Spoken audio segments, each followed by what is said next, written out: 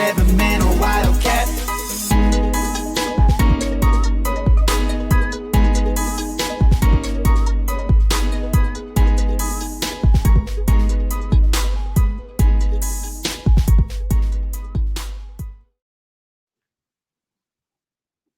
What is going on, everyone? This is the Purple Pod, episode 13. My name is Steve. And I am Ken. And in today's episode, we're going to recap K-State's win against TCU and also talk about K-State versus Houston this homecoming weekend. Before we do that, though, make sure you guys like, subscribe, hit the notification bell, all of that. We have noticed Cats. Yeah, baby. Woohoo! Man, I'm feeling good. A good portion of you guys are not subscribed. So you guys, please make sure you guys subscribe, hit the notification bell, like this video, comments, watch it and rewind, tell your friends, share it, all of that good stuff. We do appreciate all the views and the subscriptions. So we're first going to be talking about K-State versus TCU last weekend. K-State won 41-3, which is kind of unexpected considering K-State was. Oh my gosh, you got to say it again. Say it again for the people in the back that did not hear you. K-State won 41-3 against in a Big 12 championship game rematch. I'm going to pull up the actually, you know, before we do that, I just want to get Kenny's thoughts. K-State wins 41-3.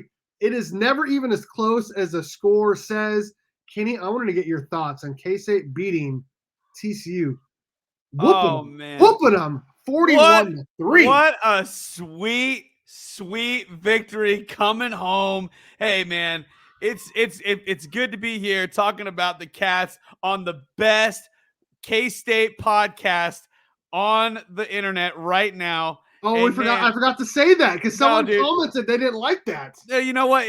This is the best K-State podcast on the internet, and I'm proud to say it. Man, I'll tell you what, dude. This game was amazing. I feel so good, man. Being a K-State fan, watching a game like that, it brought a tear of joy, you know. It just was such an amazing game. Man, we're gonna have such a good time recapping this game as K-State fans. You want nothing more than what you just saw last Saturday at home. Man, sold out crowd. You were there. I was. You saw it live, man. I wish I could have been there. Unfortunately, it didn't work out for me, but I got to see it on TV. And man, oh man, we did amazing. Absolutely. And I was there, like you said. It was Harley Day. You know, I'm walking to the stadium because I showed up a little bit late. My niece had a sub-state championship volleyball game to go to, and I went to that. And I actually had to leave early. And I'm walking to the game, and I see Willie, Willie leading all the Harleys down College Avenue as they're making their loop to go to the stadium. And I'm just like, okay, this is going to be freaking awesome, you know? And I get there, I go inside, pregame starts, everyone's getting excited, and it's full. Like the whole stadium is full. Like sold out, baby. It was a beautiful sight. Student section was full. Here come the Harleys, and TCU wins a toss. They defer. Bad decision. K-State gets a ball to start the game. They come right down and score with Will Howard starting at quarterback, which they also started Avery Johnson at the same time at receiver. First play. You gotta love the humor out of Coach Kleiman. You know, it's like, who are you gonna start? What does he do? He puts them both out there. Not only does he start them, but he also gives the ball to them. Absolutely. What a way to just shut them up, you know, just shut up the reporters on this Will and Avery thing. Pure comedy. That was amazing. Sure. By the way, fun fact, Avery has more starts as a receiver than he does a quarterback. Yes, that is true. I mean, he's trying to follow his offensive coordinator, Colin Klein, who started at receiver before he started at QB, you know? So he's already got the record. He's started.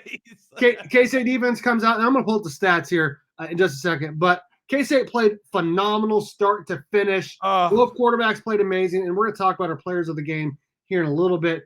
It was a great game, probably the most complete K-State game since a year ago at this time when K-State beat Oklahoma State 48-0. Those two games in the Kleiman era are probably like the most complete K-State games I've seen since the 64-0 win against KU back in 2002. So it's gotta feel so good from this coach that came in 2019. You know, we had high hopes for him. He did an amazing job up in North Dakota, and just what he has managed to do in just 4 years is mind-blowing. It is absolutely hats off to him. Obviously, it wasn't just him. It was the coaching staff also putting together an amazing game plan against this TCU team. Listen, all I got to say is this. After Avery Johnson got 5 touchdowns in a game, basically matching that record, but breaking it as a true freshman, we all thought that he's got to be Big 12 Player of the Week. No, it was Hoover. He was Big 12 Player of the Week, and because he had like 500 passing yards, which, by the way, that's pretty impressive. 500 passing yards, nothing to scoff at. But then we had a chance to see him versus Avery the very next week, and what did we see? We didn't see nothing like that. We didn't even see a touchdown from this Big 12 Player of the Week. Man, I am so glad we just put a smack into him. Oh, man, all day long, dude. The defense really won this game for me, but I'm going to let you take the conversation, Steve, because I've got a lot to say. I'm going to let you guide where we talk about this thing. I'm tweeting it out that we're live right now. Hoping everyone that's watching this on the rewind is liking us. We are trying to upload more content. Unfortunately, it was my fault. We could not go live on Sunday, or not go live, post a video on Sunday of our reaction. But what were you doing, Steve? You were golfing. What are you, Steve Trump now? I was out on the golf course. A friend of mine. It was a last nice day. So unfortunately, it was my fault. We didn't upload a video on Sunday. This is why it's going to be. Oh, we got a viewer. We got one viewer. There we go. I appreciate that. I appreciate anyone who's watching. Yeah. Yes. We're welcome to the best K-State podcast on the internet. We're glad you could join us. We're about to break down this win from last Saturday, and then we're going to get into looking forward in the future game here. Much love from Atlanta, showing love to all those K-State. That's what's up, Jay Nixon. We got K-State all the way in Atlanta. We got K-State ATL, baby. All right, we're guys bleeding purple all the way in ATL. We are getting into our reaction first of K-State TCU before we get into K-State versus Houston. This is going to be a longer podcast. We will be uploading, parts of this podcast as separate videos throughout the week. Let's go and pull up this box score here. So Will Howard gets a start, comes down right away, scores a touchdown. It's actually DJ Giddens with the first touchdown of the game. He actually had a really nice game. 9 rushes for 85 yards, 1 rushing touchdown, and then receiving 2 catches, 75 yards, and another touchdown. So he had, 160 total yards and 2 TDs. That is very, very impressive on only 11 touches. That is really impressive for sure. Will Howard, 10 of 16, 154 yards, 3 touchdown passes. He also ran the ball 4 times for 62 yards. I like to see that Colin Klein was mixing in the run when Will Howard was in and mixing in the pass when Avery Johnson was in, because Avery dropped some absolute dimes. You know what's crazy? What's that? Is that Will Howard looked better on the run and Avery looked better on the passing. Oh, I don't know about that. Isn't that wild? I don't know about that. A couple times Avery took off, like Derek Young from K-State Online. I was seated not that far from him, and it was like maybe his like first or second run when he was actually the QB. He goes touchdown. Like he's 7 yards upfield. He's already calling touchdown because whenever he touches the ball, you think he's going to score. And unfortunately, someone did get him in the legs. A couple other times he's running shift right, shift left, shift right, shift left. Like he looked super dynamic running the ball. But Will Howard looked great too. He finally looked healthy, and I talked about it. We'll get into the hot takes in a little bit. I talked about how Will Howard was going to have his back against the wall and play his best game of the season, and I definitely felt like he did that. We had 3 total touchdowns from him, 154 yards, 62 yards on the ground, over 200 total yards. Will Howard looked pretty good, didn't he? He looked amazing, and he actually proved yet again. Like, I had this long rant, I had this huge huge rant about the K-State fans need to calm the hell down. Will Howard is our guy. He won us a Big 12 championship last year. Why are you trying to throw him away? Why are you trying to get him off the field? He just proved why we don't get him off the field. All right, he has the experience, man. He has that winner's mentality. He's got that work ethic, and he's just a dang good football player, man. Let's just call a spade a spade. But but it's also amazing that he's such a selfless player. And man, we really have this like unique and luxury with our offense, and it seems like we're really dialed in right now. I mean, 41-3, and let's be honest, I'm going to steal this from Fritz. All right, Fritz, I saw the tweet. I like the tweet. He said 41-3. It wasn't even that close. Tim Fitzgerald, you're stealing his stuff, huh? Yeah, well, I agree with it. Even though the score says 41-3, it wasn't even that close. It wasn't even that close. It was not that close. We totally started running the ball in the second half when we were basically winning. Speaking of running the ball, I wanted to get into that because K-State had 244 yards passing. That's phenomenal. 9 yards per reception, all that kind of stuff or whatever. Yeah. K-State ran the ball 52 times for 343 yards. 7 offensive linemen played, and they all played amazing. I want to give a big shout out right now to Carver Willis, who struggled mightily early when he was rushed into duty because Christian Duffy was hurt, and he has definitely improved. He was, in my opinion, the best offensive lineman on the field for K-State on Saturday. Obviously, Cooper Beebe is always going to be like the best, but in terms of the way he played, my expectations, he played phenomenal. The backup, or the other tackle, Christian Duffy, also played great. Panzer played great. Potier played great. Hayden Gillum played all right. BB played great. KT played great. The offensive line as a whole, this was their best game of the season. 343 yards rushing the ball. That is more yards than TCU had total in this game. That is super, super impressive for the offensive line. And not only that, but like when you talk about it, it's like they also had given Will and Avery all day to throw. I mean, I feel like they were pitching a tent back there, staying the night in the freaking in the dang pocket there. But yeah, Robbie Schiltz, man, good point. Will's issue is that he's having a hard time throwing that short ball. Credit to the tight end, with that catch. Will could have thrown it a little bit further. Just one more yard to not make it so close on that last touchdown. But, we're just styling. I feel like we were just styling on the TCU Frogs at that point. It didn't even matter.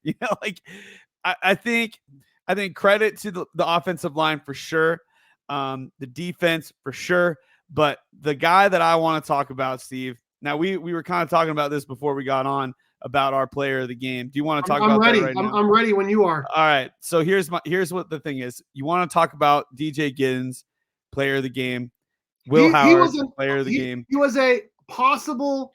He was a candidate. I nominated him for Cat of the Game, which is the offensive player of the game. Yeah. I gave it to someone else, but I want to go to your Cat offensive player of the game first. Go ahead.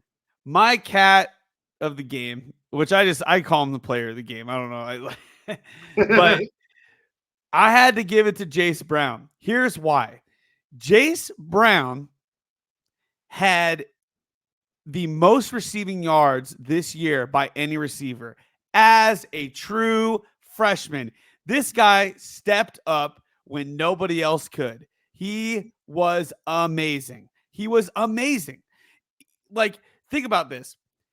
A true freshman coming in, and not only him coming in, but Ben Sennett got hurt early in the game. He had to get taken out. So our number one solid target of the entire year has been Ben Sinnott in the receiving area, and also like, lead blocking. The guy's a beast. But Jace Brown had to step up when RJ Garcia couldn't, when he went Keegan out. Johnson couldn't. A couple guys went out with injuries and had to deal with it. And you're right, Jace Brown came in and played great. Yeah, that's what I'm talking about. And the thing is, I'm just giving him the credit because, man, what a hostile environment.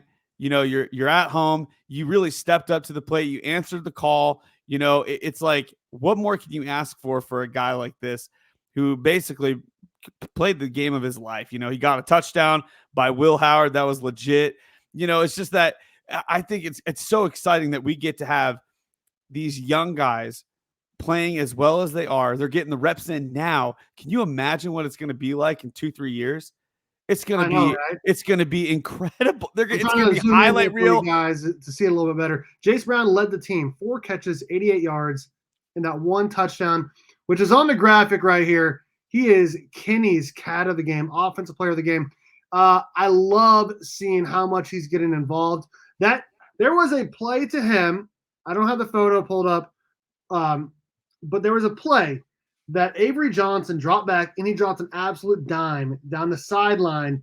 And the pass was great, but so was the catch by Jace Brown down to like the 3-yard line, which set up Avery Johnson's only his only touchdown of the game, which was actually an option pitch that went forward. That's a whole other thing. But Jace Brown played amazing there. There was another one down the sideline, I think on 2nd and 10 or 3rd and 10 later in the game. And yeah, Jace Brown played great. He had a couple catches from Will Howard as well, including a touchdown. I just thought, like, did you also see when he made that second huge catch?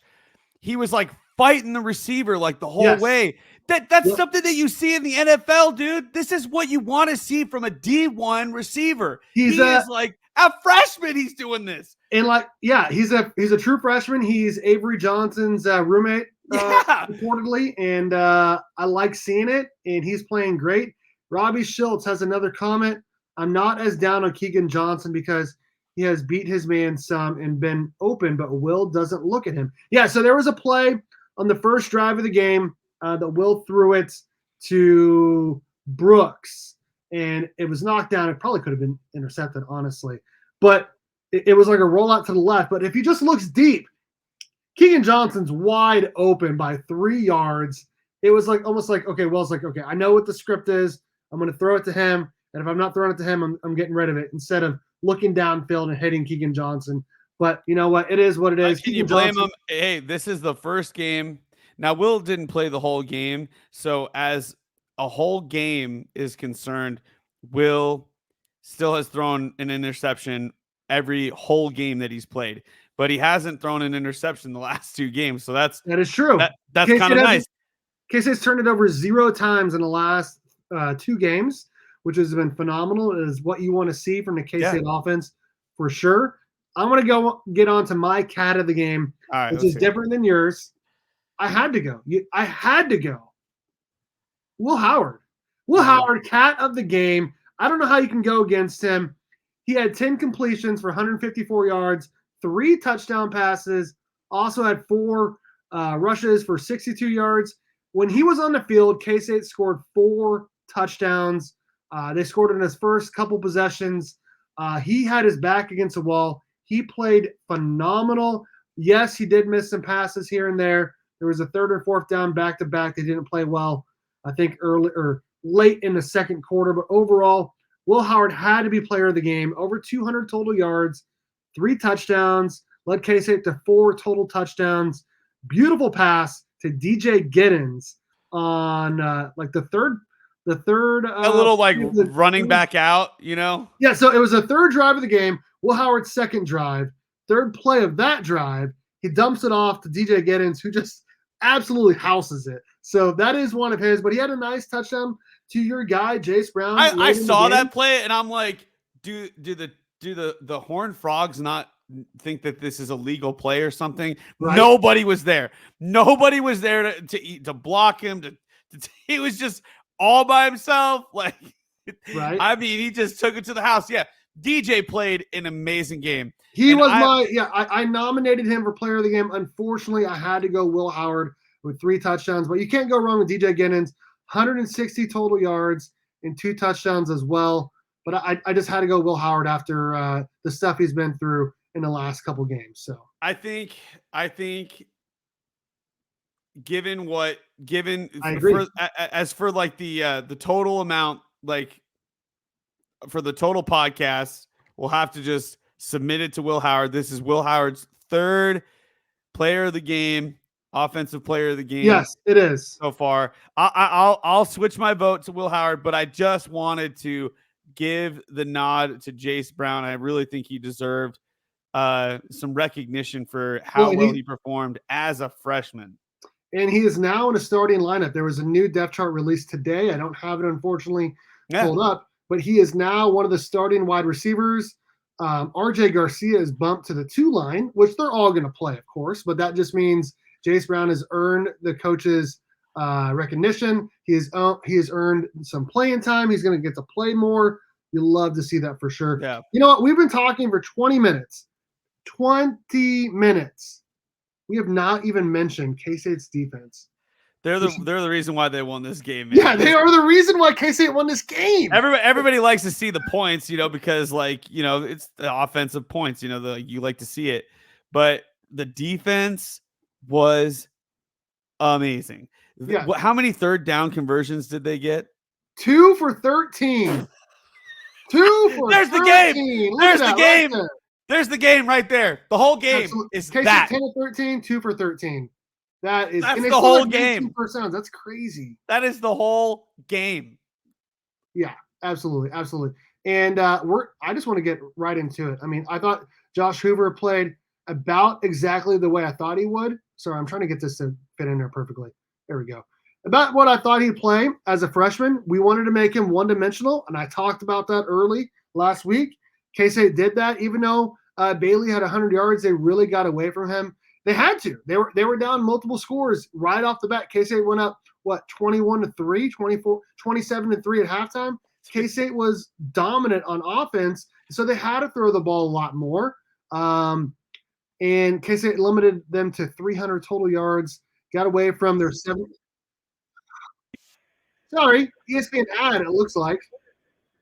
Oh, well, what I wanted to say was, dude, we made Hoover shaking his little tiny pants, dude. He was just he had no time to throw. He was getting run down. We were blitzing a lot. Our freaking D line is unreal, man. So he had 20 times he threw an incomplete pass. That means 20 times in the game out of the 65 plays, they had to go for 0 yards. 20 times. That doesn't even include all of the sacks. How many sacks did K-State get? Let's go take a look here. K-State had 2 sacks. Hey! They also had there's 2 fumbles, though. That was what my hot take was. Yes, it was. And I have to get into it. I have to get into our dog of the game.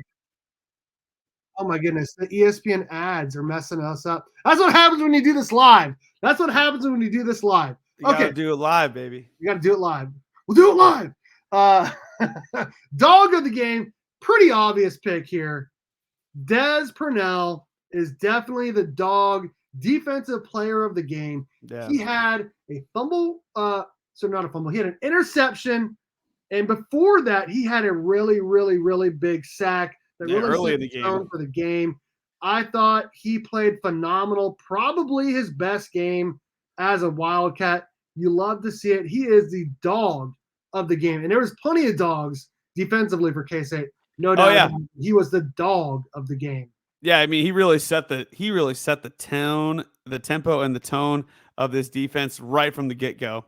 It was unbelievable. But I'm putting my vote to Des Purnell. He making those amazing plays. But I gotta give my boy a shout out, man. Jacob Parrish. That Phenomenal. guy is incredible, dude. He is so good as a sophomore. This guy has so much talent, man. I'm so glad that he has really found his footing. And man, he was totally missed in that OSU game, man. If he was there, maybe we would have they wouldn't have had so many big freaking plays that they got on us. But that was just a stinker game. Everybody's going to have one of them. Hopefully Texas has theirs against us.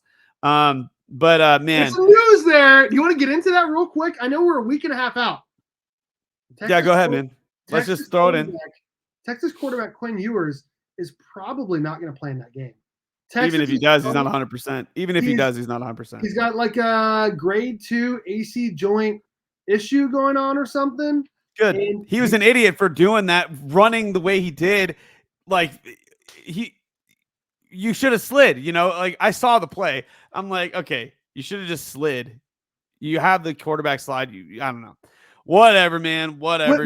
I don't know if I agree with this. Desmond Purnell has been the best linebacker this season. Okay, so here's what I'm going to say. I don't know. A lot of praise goes to Jake Clifton, man, for stepping in, and yes. Austin Machine Moore. I thought Daniel Green was the best linebacker of the three before he got hurt. He was playing phenomenal ball before he got hurt. Since then, I have felt like Austin Moore has played really well, but Purnell's been solid. Purnell's had 2 standout games. I'll give him a huge game for him. That one game where he led the team in tackles. What was that, UCF? Probably. I agree. Des Purnell was insane on these 2 games, but I want to say Austin Moore was probably the most consistent at a high level, in my opinion.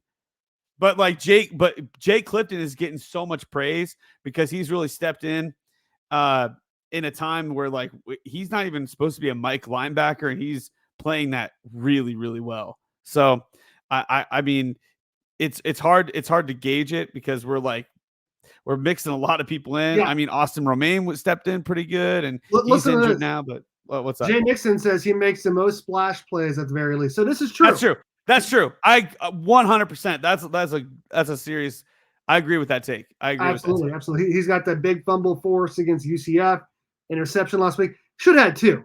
He should have picked that other one and ran it back for a touchdown. It was right in his lap. I know it was kind of off someone else, but man, he catches that. There's no one there. He is outrunning everyone for a touchdown. So I do agree. He has had the most splash plays for sure. Robbie Schultz wants a K-State OSU championship game. Okay. I don't know if that's going to happen unless OU drops like against KU and OSU, then that's probably going to happen. That would be the only way. That would be the only way. Yeah. Well, here's the thing. So OSU, I don't believe plays Texas. So all OSU really has to do. Dude, OSU's back half is the easiest schedule. Yes. Look at their schedule in the back half. All they have to do is beat Oklahoma because then they'd have that tiebreaker over them and then win the rest of their games. All K-State has to do is win the rest of their games. K-State versus OSU. Boom. Let's make it happen. Make it happen. Okay. I want to get back into our score predictions from last week, our hot takes, and then we're going to get into K-State versus Houston. We're almost halfway through like a normal hour-long podcast, so we got to get into K-State versus Houston. Would have been just talking about the preview game, but we had to we're not going to golfing with a friend. My bad. Here we go. All right, so I predicted K-State was going to win 45-35. Both Avery and Will get 3 touchdowns each. Somehow, I don't know how this matches up. I also said there's a defensive score, which doesn't make sense of my score prediction. In K-State was going to block a kick. Will got 3 touchdowns, so there was that. Avery got 1. So, and there could have been a defensive score if Purnell catches that and runs it back. Block kick, they only kicked it 1 time.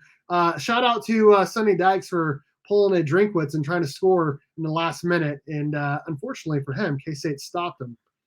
Kenny, you had K-State winning by the biggest margin. So I'm going to give you the win on the score here. You had K-State winning 44-21. You had K-State by 23 points. I thought that was too much. I remember I texted you. I said, man, I had TCU making 3 touchdowns, not 3 points. Right.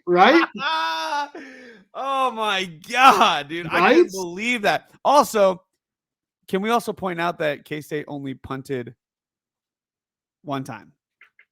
Is that all it was? It was only 1 time. We only punted 1 time. Yeah. Yeah, we only punted once. You know what? I'm looking at the punts. Jack Bloomer, 1 punt, 34 yards. We punted 1 time. That was an absolute butt kicking, no doubt about it. Oh my. Okay, and so your hot take was you had a Deuce Vaughn hot take since he had a big game in a Big 12 championship.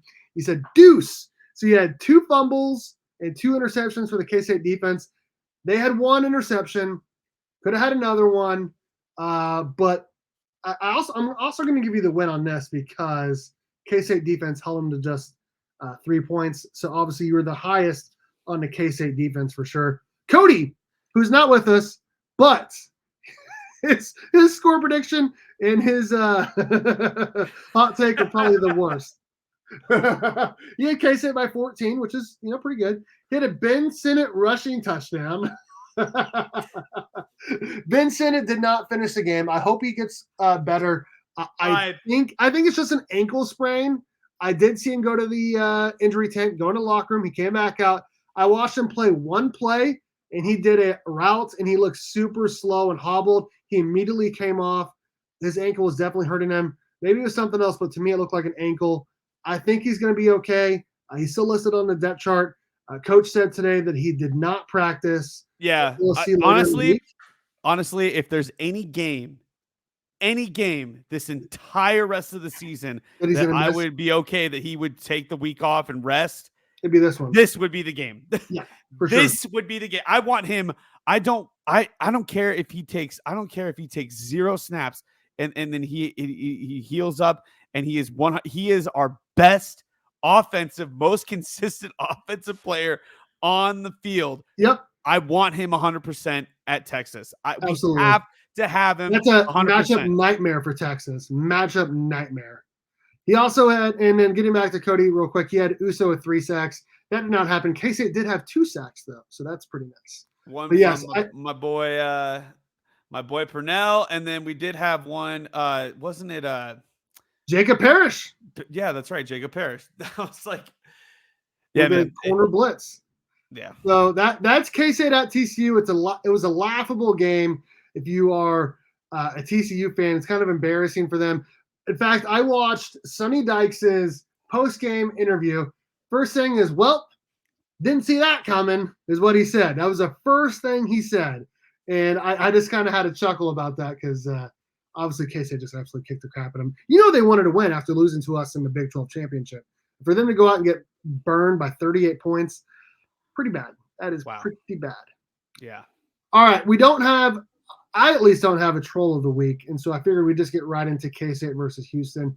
Do you have a troll of the week? No. Okay, let's skip that.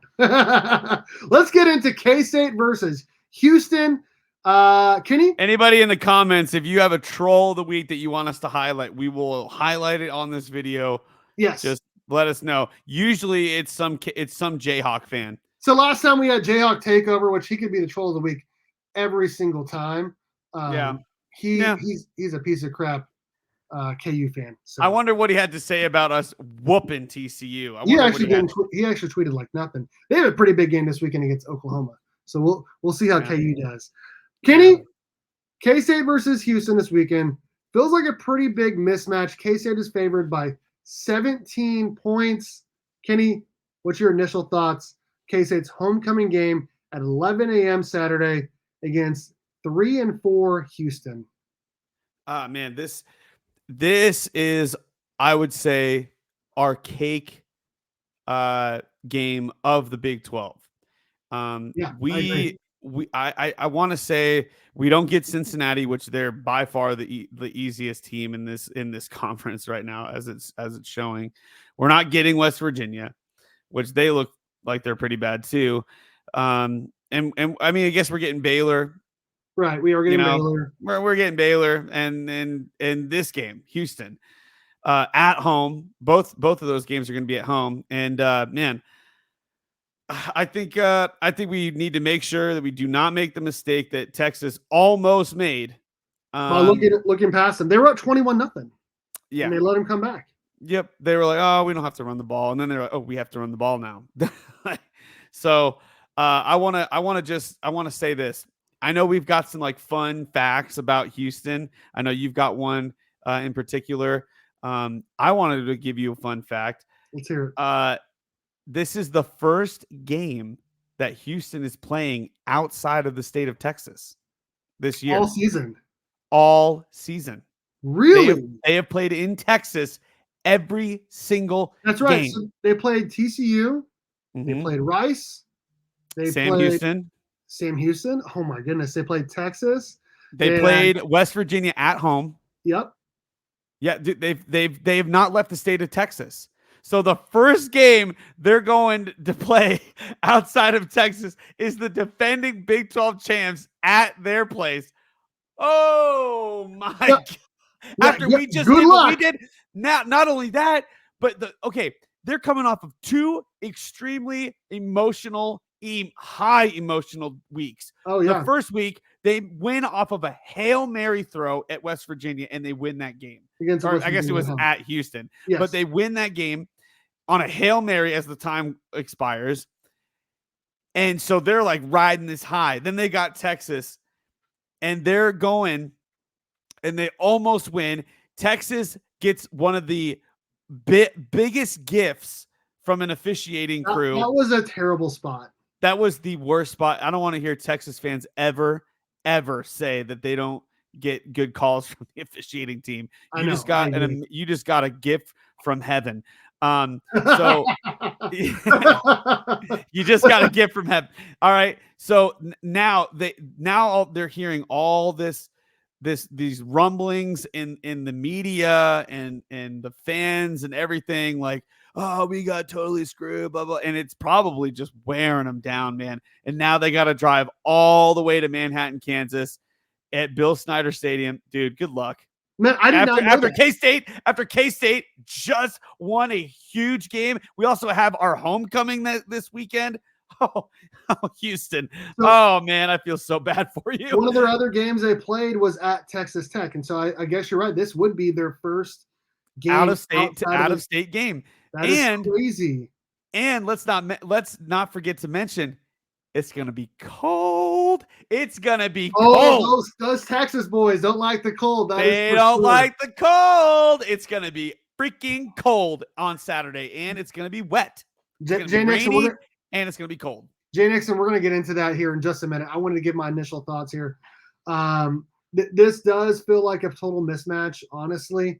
Now, Houston has been playing better ball lately, but I also have a fun fact that I wanted to get into. I also have a fun fact that I noticed today when I was looking at the notes for the games, and I noticed, that all the games that they have played in, all except for one, they've had less than 50,000 people in attendance. The one time there was 50,000 or more was an away game at Texas Tech. There was 53,000 people there, and guess what? They lost by 3 touchdowns. So when there was actually an away crowd that was super against them, they got absolutely crushed. And I kind of see the same thing happening this weekend. We're going to get into it, but I know this feels like a trap game. It really does feel like a big trap game. Houston's been playing better lately. Got a big, huge game the following week at Texas. This feels like a pretty big trap game. I just feel like K-State is just a better team. Like you said, this is Houston's first game outside of the state of Texas. It's going to be cold and wet, which bodes well for us considering we like to run the ball. They like to pass the ball. And obviously it's a lot harder to pass the ball when it's wet and when it's cold. Good luck. I'm just saying, dude, I'm just saying, it's our homecoming. The atmosphere has been electric in Manhattan. I mean, yes. Even when we were 41-3, the freaking stadium was still packed. No one left. Oh, I don't know about that. I was there. I don't know about that. Really? It was so loud, but it wasn't packed. No, there was so. I thought it was. I thought it was 40,000 plus there, but I'd say at least 5,000 to 10,000 left early, considering it was. Oh, they probably went to go drink. They're like, how dare you, Marcus? How dare you? You were one of my comic book friends. How dare you? Go Cats, baby. All right. What does he say here? He's like, Houston has some good passing attack. Nothing else about them is good. Yeah. Okay. So they've got some really good receivers. We'll give them that. But you know what? We actually have figured out. I truly think we have figured out our secondary. I mean, here we go. Here we go. Look at this. All right, so this is the stats breakdown that I created today. K-State's got a total mismatch on offense. I mean, literally every single thing K-State is not just better, significantly better. Specifically, look at that. Look at that rush offense against that rush defense. Oh my. Third versus 90th. Look at scoring offense, 13th. Now, look at K-State's in a top 20 scoring offense and scoring defense. Shout out to D. Scott Fritchen for saying that, bringing it up. First time K-State's been in the top 20 in scoring offense and defense since 2003. What happened in 2003? K-State won the Big 12. Big 12, baby. With Darren Sproles, L. Roberson, and that company. That's right. K-State offense, I don't care who's at quarterback. I feel like K-State's got a pretty big advantage there. I feel like, though, K-State needs to focus on continuing to run the ball. Just run it right down their throats when they're 90th against the rush for Houston. Do you feel like K-State needs to run the ball a lot more this weekend? Focus on that, not open a playbook too much before playing Texas next week? That's exactly what we need to do. That's exactly what we just play to our strengths. Look, I don't know what it is, but every time we're wearing purple, DJ Giddings has like an incredible game. And then every time we're away, Tyler, why do I keep saying Tyler? His name is Trayshawn. Trayshawn Ward plays the game of his life every time we're in an away game. I don't understand the logic. Maybe it's because DJ's closer to home. He's got maybe like his mom is making him some sweet meals or something like that. I don't know. Like he's got some mojo when he's at home because if you guys don't know, DJ's from JC, Junction City, and that's literally just a hop, skip, and a jump away from Manhattan. It's literally the next town over. Yes. And that's where he's from. Des Purnell, I mean, he's from Topeka, like all these kids, and all these kids are from our backyard making these huge games, so it's really, really a cool thing to see. But I don't think we're going to be playing any fancy stuff. We might have some fun with it here and there, but I don't think you need to show too much to Texas because there's been some rumblings going around like, oh, now that Avery and Will could be playing could be starting at the same time, it could actually line up a situation because Avery's got a good arm.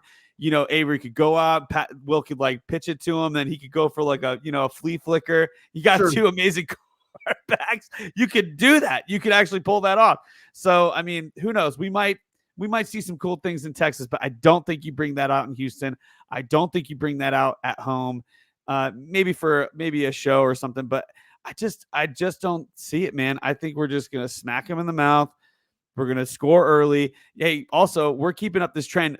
Only one game out of this year on our first possession, we have scored. One game we didn't do it, and that was OSU. We're not going to talk about that game. We're not going to talk about that game. We're not going to talk about that game. That game, I wish that game never existed.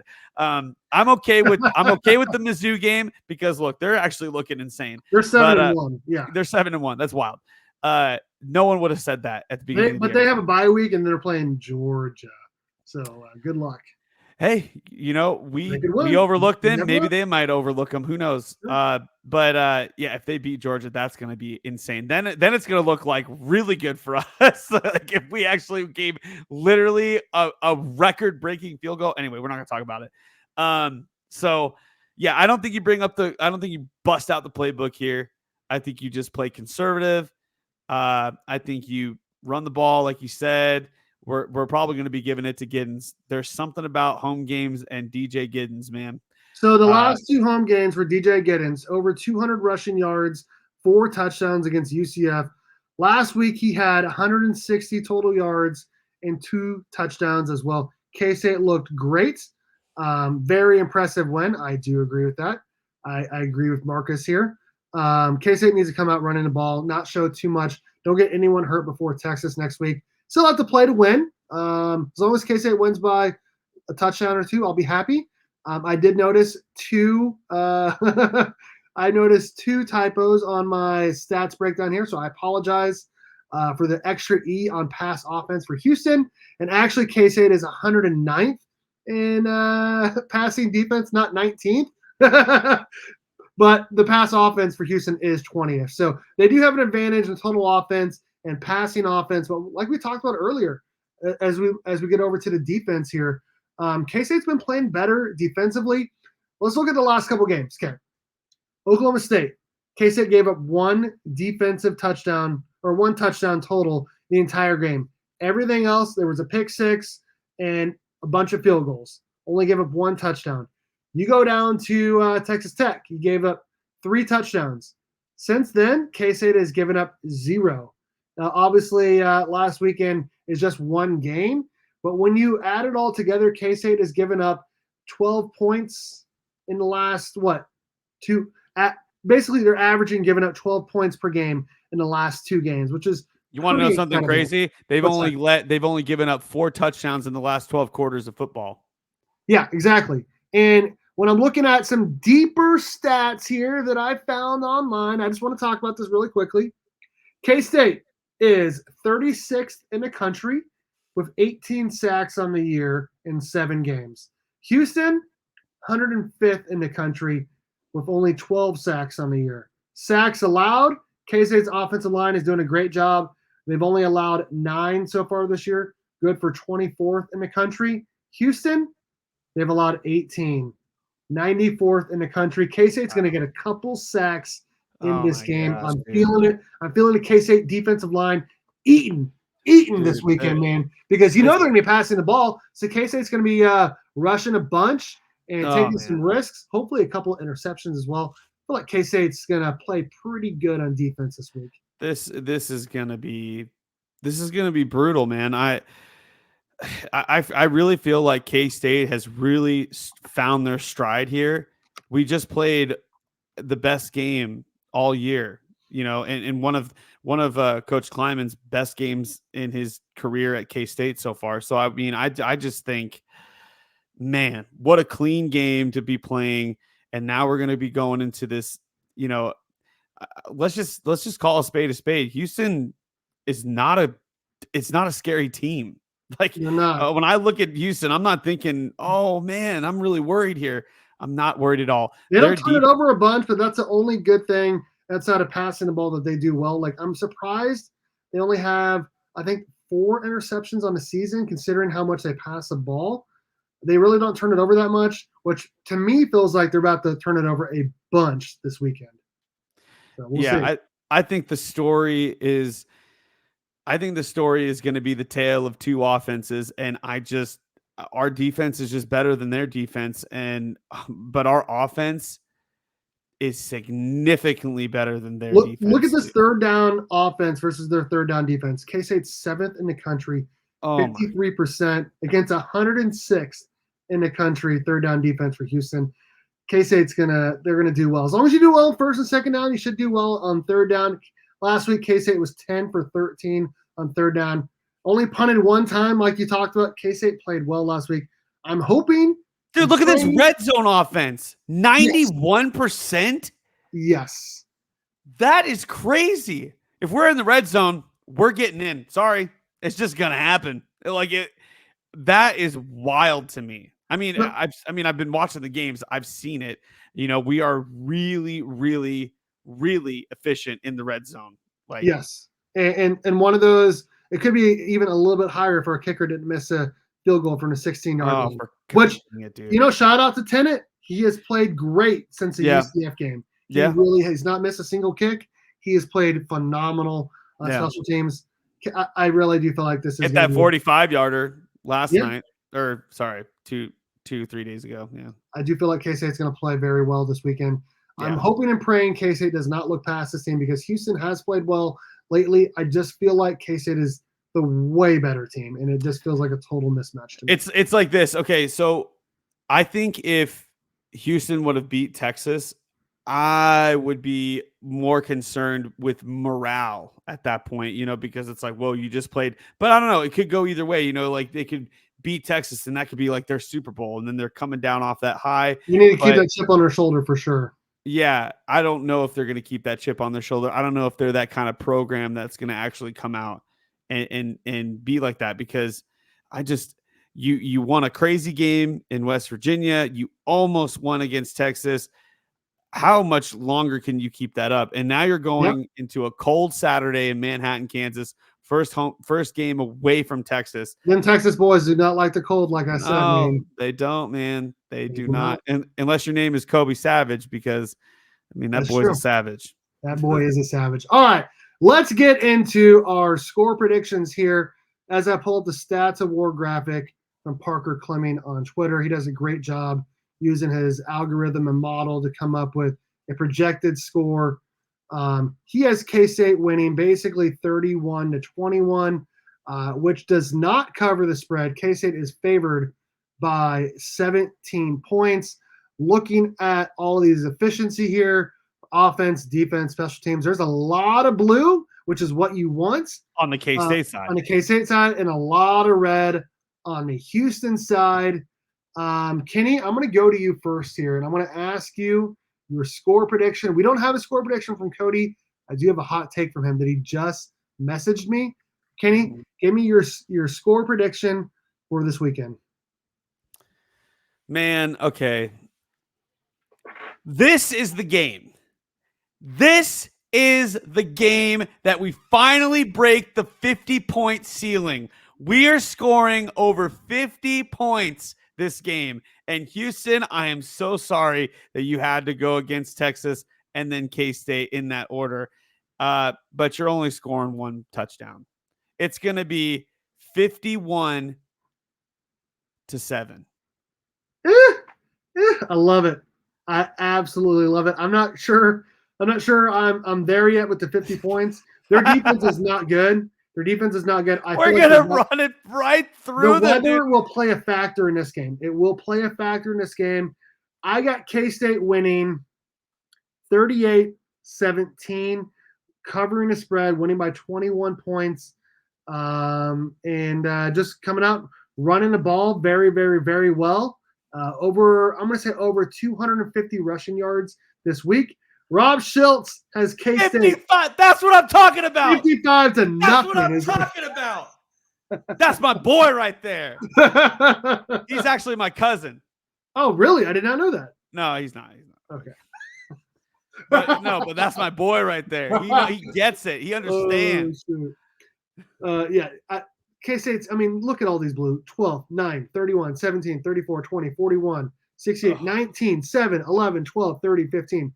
That efficiency for K-State offense, defense, special teams is unbelievable when you look at that compared to Houston. He has K-State winning 75% of the time. I feel like it's even higher than that. I feel like it's more like 85, 90%. But we'll see. Houston is a much improved football team. But K-State's just too good. K-State is just too good. We'll see what happens. Maybe I got K-State winning 38-17. K-State's going to be up 38-10. And Houston's going to score one more touchdown late in the game to make it a 3-touchdown win for K-State. All right. It's time to get into our hot takes this weekend. Okay, so you got K-State winning 51-7. I want to hear your hottest hot take for this weekend coming up. My hot take for this week, K-State versus Houston, is DJ Giddens is going to run for over 250 yards. DJ Giddens is going to have the game of his life on this field. He is going to rush for over 250 yards. Oh my goodness, that is a hot take. I love it. I absolutely love it, dude. I would love Give it to me. Give it to me. He's going to change his name from Giddens to Give It to Me.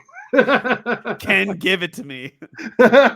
Okay, Robbie Schultz says Siegel is finally going to get a pick. He's dropped like 3 or 4, man. Let's be honest. Oh, no, dude. It ain't going to be Siegel. It might be Keenan Garber, actually. Yeah. Keenan Garber has been amazing this year. All right, here's Cody, our other co-host sometimes.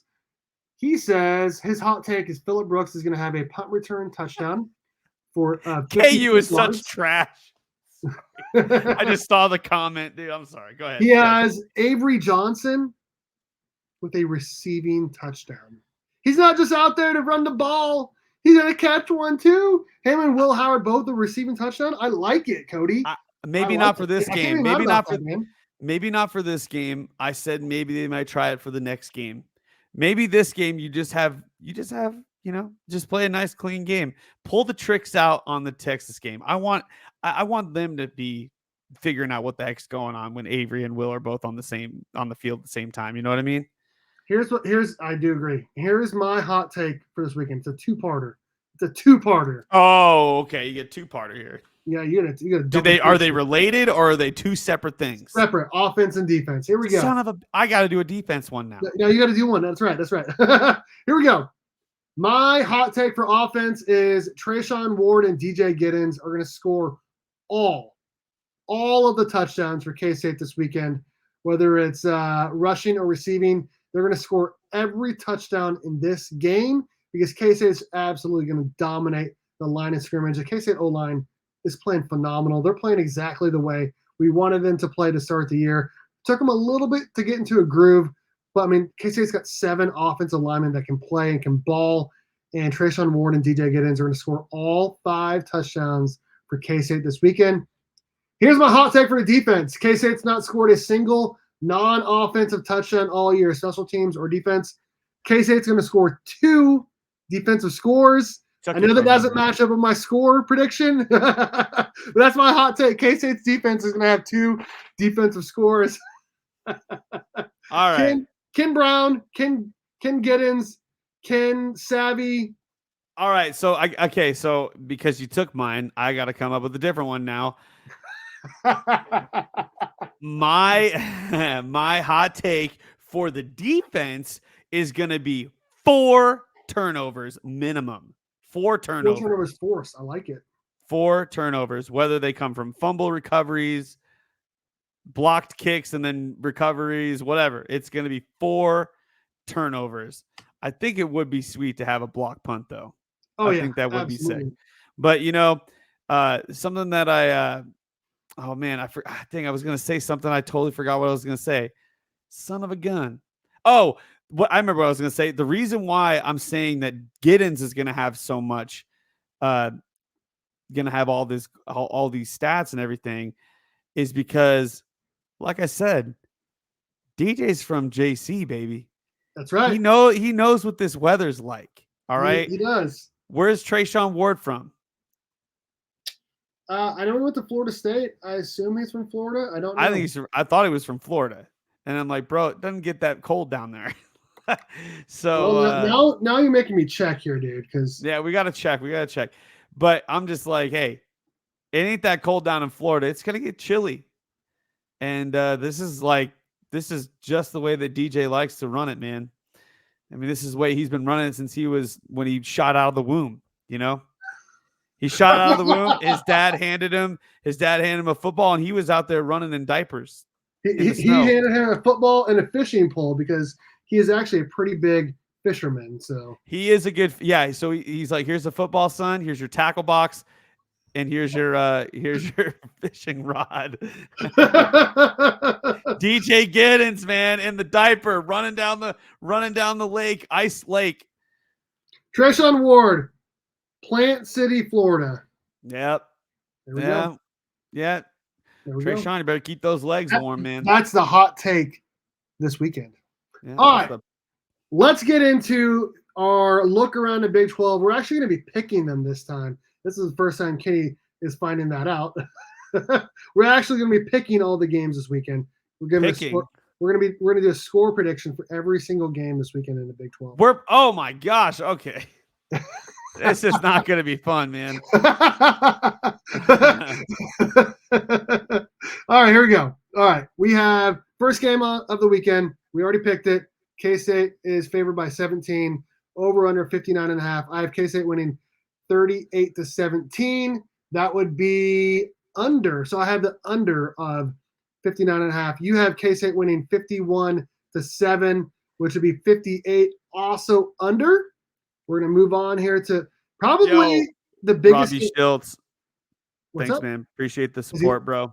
I can't believe we still fit in this time. Like we're just, we're going to be running a little over an hour, but we went pretty quick on some of these things that we normally talk a lot more about. Yeah, we did. Yeah, that's true. Probably the biggest game of the weekend that does not involve K-State is Oklahoma, number 6 in the country, 7-0, playing at KU.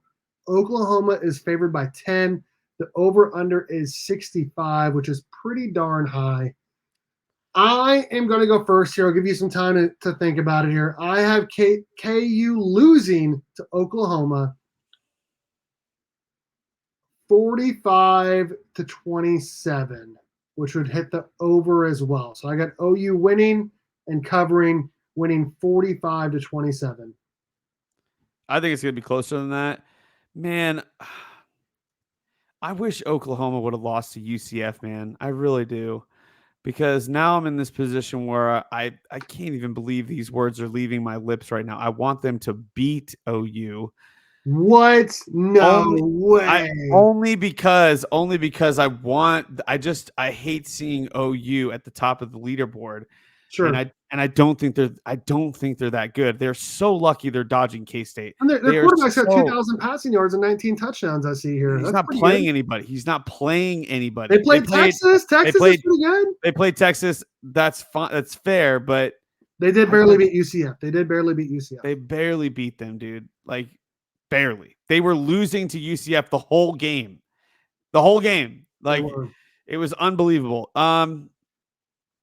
I'm going to say that this is going to be won by a field goal. It's going to be in the 30s. I'm going to say like 30-36 or 30-33 or something like that. 30-33 or 36-30? 30. Yeah, I'll just do 30-33 Oklahoma. Okay, Oklahoma wins. He has KU. I can't let KU win, man. It's like it's something that's in my DNA. It's something in my DNA, man. I cannot see you lose by 18. So those damn Hawks, man. And you got the under of 65. Okay, I like it. I dig it. West Virginia playing UCF. What a stinker game that's going to be. 4-3 versus 3-4. UCF is favored by 7. Over under 59.5. I got West Virginia winning this game because I actually think they're a little bit better than their record. They've lost on a Hail Mary. They lost to Penn State, Oklahoma State, and then they lost at home to Oklahoma State, where Oklahoma State could do no wrong at all in that game. I think West Virginia is pretty good. UCF is decent as well, but they're 0-4 in a Big 12.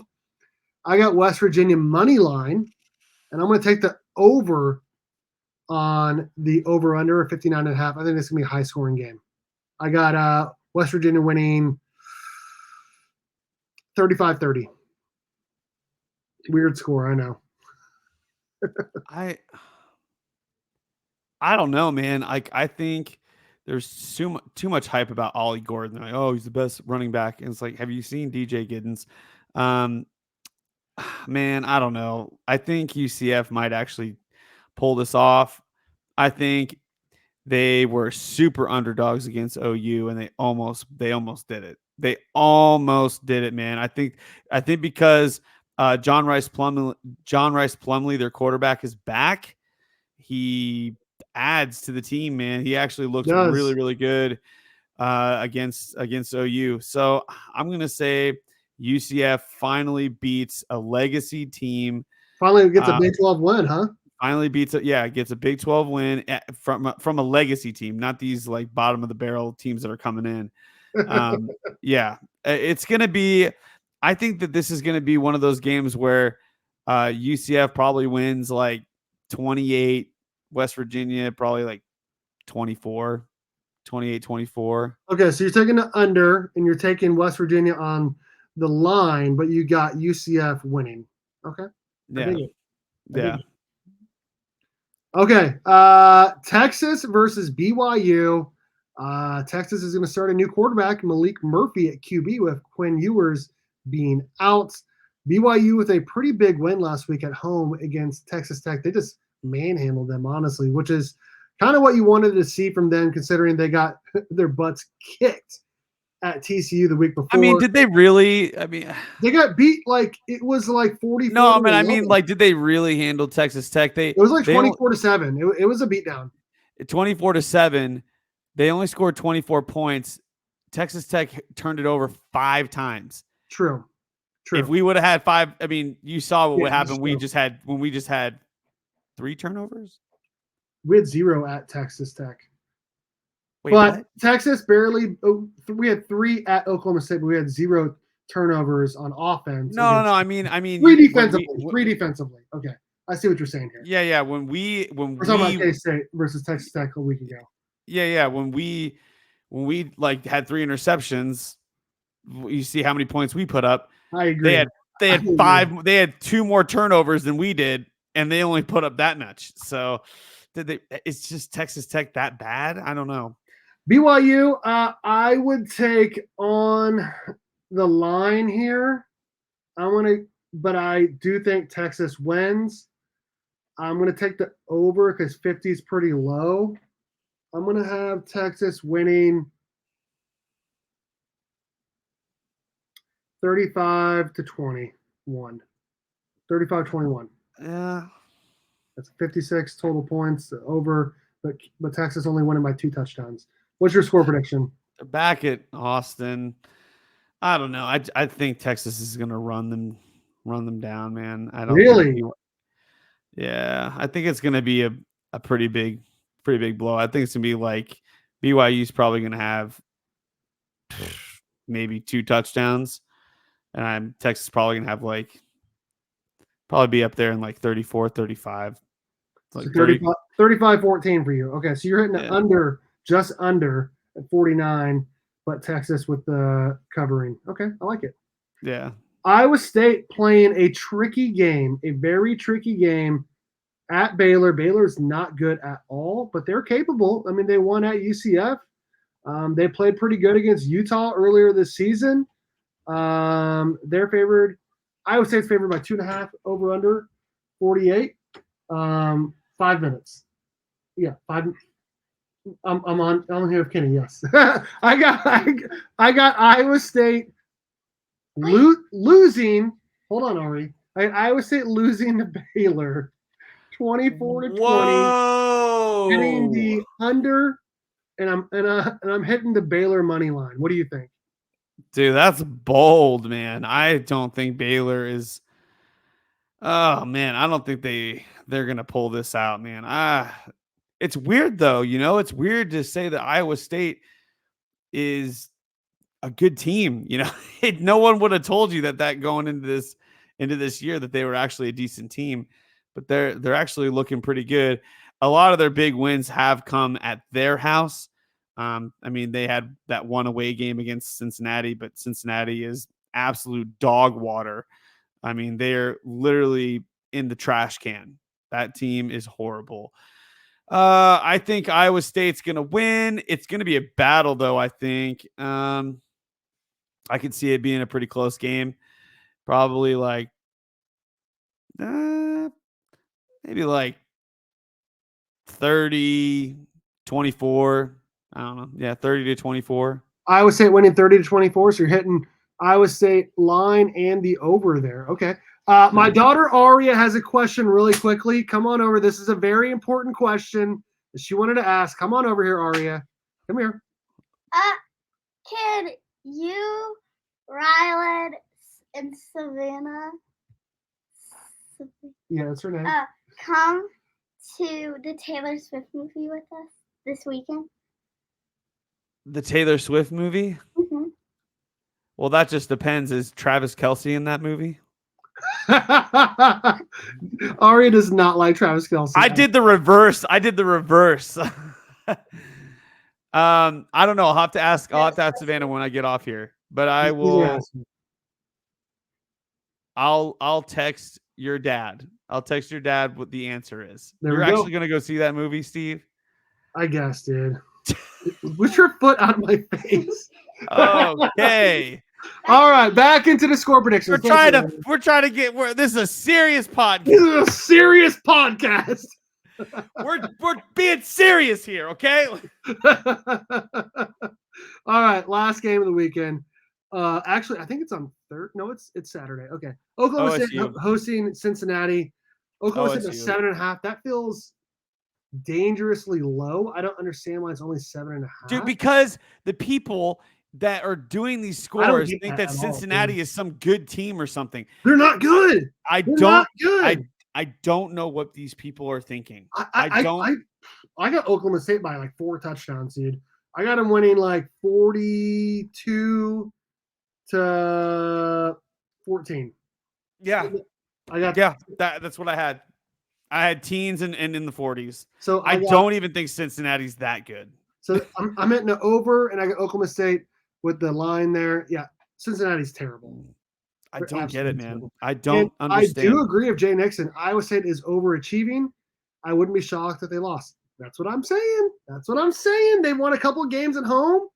You feel like they're looking a little bit better. I don't think Iowa State's that good. Yeah, they could be punching above they could be punching above what their power level is.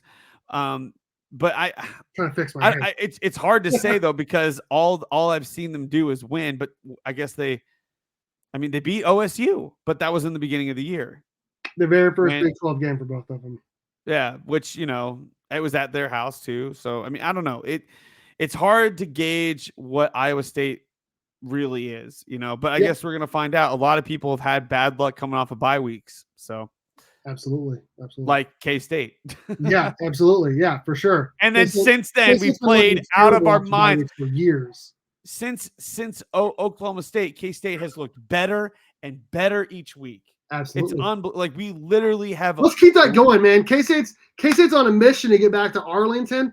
Let's freaking do it. Let's beat Houston. Let's beat the crap out of them. Beat Texas. Win the rest of their games. Let's freaking go. We're gonna smack it down on the freaking Houston. What are they? The Cougars. The Cougars. We're gonna lay it the smack down on the Houston Milfs. I'm sorry, not the Milfs. The Houston Cougars.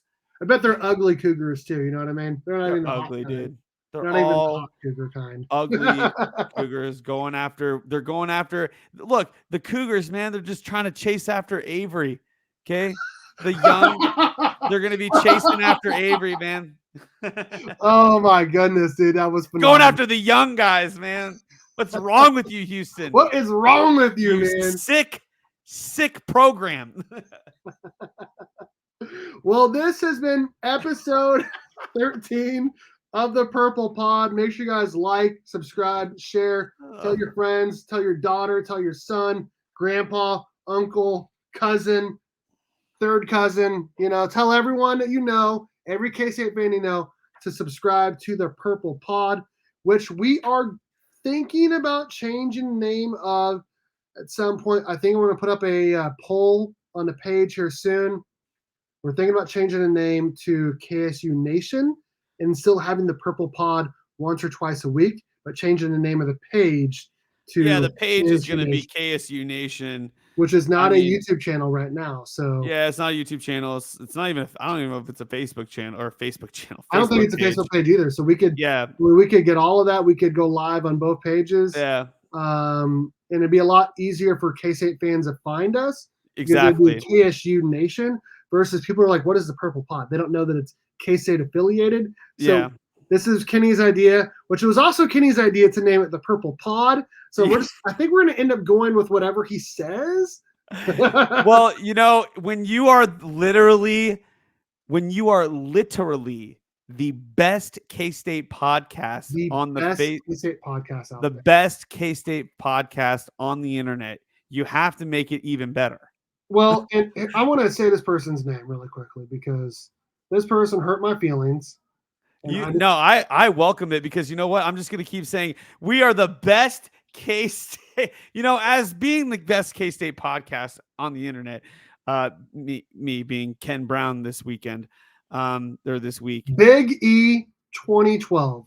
Dude, we just put you on blast. He said, "This is the troll of the week. This is the troll of the week." Oh, this is the troll of the week. We have to say the troll. This is the troll. We're putting this guy on blast. He commented on our last video, K-State versus TCU preview. No, it was the Texas Tech thing, I think. I believe it was Texas Tech.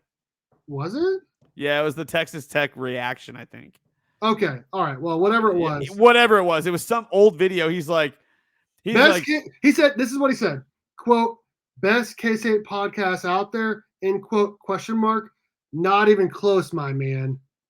but pretty okay though. Keep working it. Okay, That is bro. a troll. Okay, bro. That is a troll comment. How dare you, Big Oh. D? How dare you? Okay, bro. Yeah, keep it going. Yeah, okay, bro. And then I was like, I welcome the hate. And he Yeah, goes, you did say that. not hate, it's just facts. I was like, what are you talking about? Well, It's did he not a comment fact. back? Yeah, Did he yeah. comment back? He commented back to me, and then No. I commented back to him. I said, the only fact is that you stated an opinion. And I said, and your opinion sucks. Or something like that. And I said, that is a fact. Oh my god, I need to find this now. Yeah. Like he said, he goes, I'm not hating, man. I'm just stating facts. And I'm just like, and then he puts a little smiley face on there. It's like, dude, I don't swing that way, dude. I said, I don't swing Not that way. hating, I'm married. stating fact with a smiley face. Yeah. Wow. Well, you know what? And I just simply said, the only fact is that you stated an opinion that it wasn't the best. We say it is the best. So it's our word against yours, and it's 2 versus 1. You lost. Okay. Keep it moving. Keep it moving. You are the troll of the week. You're the troll of the week. I'm glad. I mean, this is what he was hoping for. Yeah, this is what he wanted to get on the show. He wanted to get on like, the show. And you know, it worked. Good for him. My 15 minutes of fame. I want them to say my name on the podcast. Say my name. Say my name. Say my name. I really love Kenny's hair. Yeah. Oh my goodness. That is funny. Well, this has been the Purple Pod, episode 13. The best K-State podcast on the internet. On the freaking planet, dude. On the freaking planet. On the planet. If you miss any of this, we will be uploading, parts of the show throughout the week for people that just want to listen to part of it, because we feel like that's the best way to get more content out there, because not everyone wants to listen to an entire podcast. And we actually had a couple of videos do pretty well. I can't understand why nobody would want to. So the video exactly. The video titled K-State Fans, What is Wrong with You?, which is the rant from the beginning of, I think, the K-State TCU preview. It's got 350 views, which is very good for our channel. In fact, it's the highest viewed video of regular videos. Now we have one video over 1,000. That's a short, but in terms of regular videos, that's the highest. And then the video, Who Should Start, Avery Johnson or Will Howard, is second on our page with 262 views. Our views are going up. K-State's winning. Everything is phenomenal. We appreciate everyone for watching for sure. So make sure you guys like and subscribe. Tell your friends. Yes, And, absolutely. That is my name is Ken Brown. I'm Steve, and this is the Purple Pod. And go Cats, baby. Go Cats, baby. Damn, they purple